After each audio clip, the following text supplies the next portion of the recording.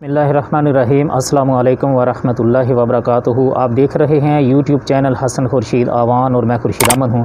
سلسلہ ایسے اذکار اور اعمال جن کے بارے میں اجر عظیم وارد ہے، اس سلسلے کی ہماری آج کی ویڈیو ہے مجلس کا کفارہ۔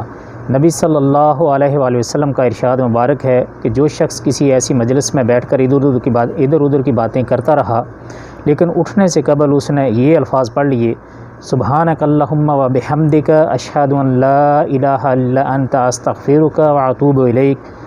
پاک ہے تو اے اللہ، اپنی تعریفوں سمیت میں گواہی دیتا ہوں کہ نہیں ہے کوئی معبود سوائے تیرے، میں معافی مانگتا ہوں تجھ سے اور رجوع کرتا ہوں تیری طرف، تو یہ اس کا کفارہ ہو جائے گا۔